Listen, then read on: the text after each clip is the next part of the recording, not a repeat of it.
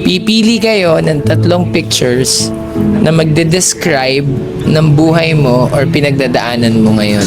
Kalingap Angels, may iba't ibang anggulo ng buhay bilang Kalingap beneficiary. Gaano nga ba sila katatag, katibay sa kabila ng samot-saring pagsubok? At ngayong nasa tahanan na ng Kalingap, masasabi ba nating Kalingap ang pagbabago? Gaano nga ba ito katotoo?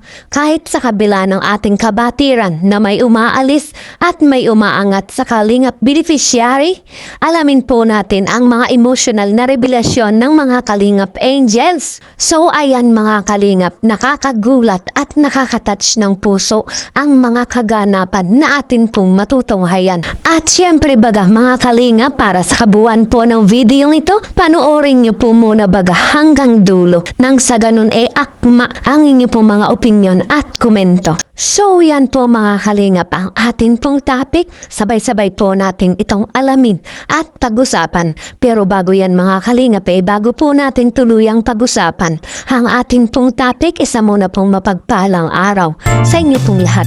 Magandang araw at magandang gabi sa ating pong mga viewers and subscribers na patuloy pong sumusuporta sa ating pong munting channel. Sa buong Kalingap, mga viewers and supporters, sa mga bigating sponsor, mega love shoutout po sa inyo pong lahat. At syempre mga Kalingap, sa bago pa lang po sa aking munting channel, sa mga hindi pa po nakakapag-subscribe, mag-subscribe na, mag-like and share na po kayo nang sa ganun lagi po tayong updated sa lahat po ng ating mga videos. At huwag na wag po nating kalilimutang suportahan at imaraton po natin mga Kalingap ang mag-amang matubang na si Kuya Bal Santos Matubang.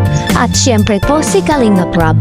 Patuloy po nating suportahan sila sa araw-araw po nilang pagtulong sa ating pong mga kababayang mahihirap para syempre mas marami pa po silang ma-scout. No escape ads mga Kalingap, nang sa ganun patuloy pa silang makatulong at mapalawak pa ang kanilang charity works. At so yun mga Kalingap, dumako naman po tayo sa ating pong topic. Kalingap Angels, may iba't ibang anggulo ng buhay bilang Kalingap beneficiary. Gaano nga ba sila katatag, katibay sa kabila ng samot-saring pagsubok? At ngayong nasa tahanan na ng Kalingap, masasabi ba nating Kalingap ang pagbabago? Gaano nga ba ito katotoo? Kahit sa kabila ng ating kabatiran na may umaalis at may umaangat sa Kalingap beneficiary, alamin po natin ang mga emotional na revelasyon ng mga Kalingap Angels. So ayan mga Kalingap, nakakagulat at nakakatouch ng puso ang mga kaganapan na atin pong matutunghayan. Kalingap Angels Batch 3, panoorin po natin mga Kalingap ang mga matitinding kaganapan mula po sa vlogs ni Kalingap Rob. Okay, so sisimulan natin, hindi natin patatagalin. Pipili kayo ng tatlong pictures na magde-describe ng buhay mo or pinagdadaanan mo ngayon. Pwedeng maghiraman ng cards kung nakuha na ng iba, pagkatapos nila pwede hiramin. And pili lang kayo ng maiko-connect nyo yung picture doon. So, yun lang. Buhay niyo, anong pinagdadaanan, paano nyo mai-describe using the pictures. Sige, pili na kayo. Sino matapang sa inyong anim? Sino? Si Kayla na. Yung una pong napili ko is ito. So, kinuha ko po to is parang nakakonect ko siya sa buhay ko ngayon po nung parang nag-stop ako nung bago ako makuha ni Pao, nag-stop po kasi ako. Feeling ko po kapag mag-isa lang ako mas dumadami talaga yung problema, ganyan. Na naiisip ko po kasi paulit-ulit lang siya. Feel ko po yung pag-decide ko na mag-stop ako is parang mali rin po. Na parang mas na-enjoy ko po magpunta sa, kunwari, sa dagat po, ganyan. Mas nahanap ko po yung peace. Thank you for sharing. Ito po yung first picture po na napili ko, which is academics po siya, deadlines. Sa totoo lang po, di naman po talaga mabigat yung gawain namin ngayon sa course ko. Pero parang nagiging mabigat po siya for me kasi yung expectation ko po sa sarili ko, syempre sa past years ko, yung mga grades ko tapos yung mga remarks sa akin is parang mataas siya. So para sa akin, bawal sa akin na bumaba dun sa expectations na yun. Para sa akin dapat mas tumaas pa. Ito po yung last picture po. Ito po yung pinakamabigat para sa akin na nangyayari sa buhay ko kasi ever since po, nagkakaroon ako ng friends pero hindi talaga yung friends na yung close talaga. Nandito sa picture is mga kabataan siya, mga bata pa na na masaya. Naramdaman ko kasi na hindi ako naging bata. Na kasi syempre, na yun na talaga naiiyak na ako. Nasabi ko pong hindi ako naging bata kasi hindi ko po talaga na-enjoy na like katulad po makipaglaro sa ibang bata po. Hindi po kasi mas inisip ko po yung ganito sa buhay namin, mahirap. Yung papa ko kasi po, dahil construction po, syempre maliit lang po ang kita nun. Tapos naisip ko po nun, dahil alam ko naman na nagkaroon po ako ng talent, binigyan ako ni Lord ng talent. So, ginamit ko po siya para matulungan yung parents ko po. Kaya po, ngayon po baga, marami pong di naniniwala na 15 years old po ako kasi nga, ayun, nagraraket, nagraraket-raket kung saan po. Pangalawa naman po is ito.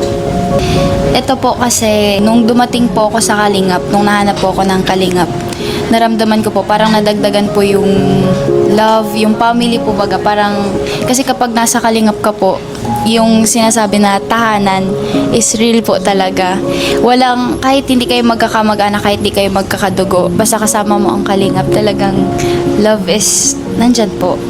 Para sa akin po, kaya po ako nagsusumikap ngayon, kahit 15 years old pa lang po ako ganitong edad, kahit maraming mga pagsubok na dumadaan po sa akin, mga failed na nangyayari, ayun, di po ako sumusuko kasi may pangarap po ako. At sa pangarap ko po na yun, kasama po ang family ko doon. Ito po, napili na rin po to ng iba pero napili ko din po ito kasi isa din po to sa nagpapakita po kasi ito sa akin ng about sa family niya. Simula kasi bata pa lang po ako, parang namulat po ako sa mahirap na sitwasyon. Po yung tipong hindi ko na inisip yung sarili ko. Parang nung bata po kasi ako, namulat po talaga ako sa mahirap na kalagayan. So, parang sabi ko pag umano lang ako ng mga kaya ko na po yung sarili ko, magtatrabaho talaga ako. Nung nag-stop po akong mag-aral, una pa lang about sa pag-aaral ko na gusto ko talagang makapagtapos kasi di ba nga po sabi kapag may pinag-aralan ka mas magaan yung magiging future mo yun sa pag-aaral na yun. Ginawa ko po yun, sabi ko, para sa pamilya ko po kasi sa amin po magkakapatid talagang wala akong nakapagtapos kasi nga po madami po kami tsaka mahirap po, sobrang hirap po mawalay sa pamilya po kasi parang sila yung lakas mo. Ganun, tapos gagawin mo po talaga lahat para sa pamilya mo. Minsan may mga bagay tayong gusto. Si Lord, mas maganda yung plano niya at yung gusto niya para sa atin. So, yan. So, next naman. So, ito po yung napili ko po. Tulad po nung sabi po ni Krista, hindi ko din po naranasan yung nangyari po sa akin nung bata po ako. Yung ginawa po sa akin ni Papa, hindi ko po naranasan yung gantong natapan ng ibang tao na kung ano po yung makita nila, kung ano po yung malaman nila. Iba-iba po yung mga sinasabi nila na hindi po mga totoo. Simula din po bata ako, hindi ko din po naranasan yung mga ganyan, mga paglaro sa mga bata. Lumaki din po kami sa hirap. Ay po, palipat-lipat po kami ng bahay. Siyempre po, nangangarap po kong kaahon sa buhay po, magkaroon po ng sariling bahay po. Bahala na si Lord.